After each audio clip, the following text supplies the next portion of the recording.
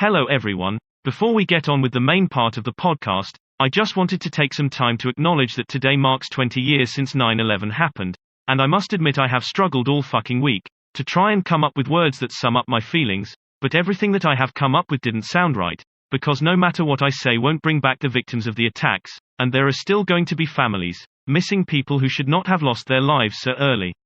But I do know that for as long as there are humans on this planet, those victims will always be remembered, and every year the families of the victims will be the main thing we think about, and if anything positive came out of that day is that the city of New York and America as a whole came back stronger, even though so many innocent lives were lost.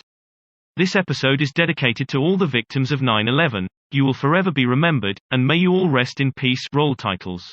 Is football crazy? Is football mad? That football had just taken away the little bit of sense he had, and it would take a dozen servants to wash his clothes and scrub, since Paul became a member of that terrible football club. Hello and welcome to another episode of the Football Crazy podcast. I am once again your host Jeffrey Gibson, and on today's show I will be previewing the EFL League One game between Sunderland and Accrington Stanley, so let's not waste any more time and get on with it. Going into this game, Sunderland are in second on 12 points and Accrington Stanley are top but only on goal difference, and Sunderland also have a game in hand, having not played last week due to the international break, and I think Sunderland are going to be a little fresher in this match as they have had a week off, which could come as an advantage to them.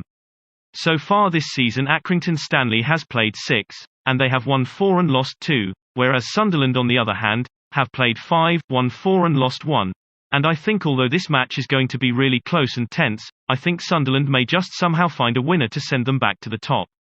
But with that said, Accrington Stanley can be a dangerous side to play against, and if Sunderland aren't careful, they may find themselves being punished for any mistake they make, which could make this match even more interesting.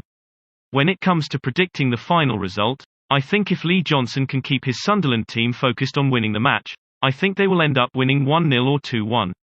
So that brings to an end another episode of this rather pointless podcast. I will be back next Saturday, so until then, thank you so much for listening, stay safe and enjoy the match.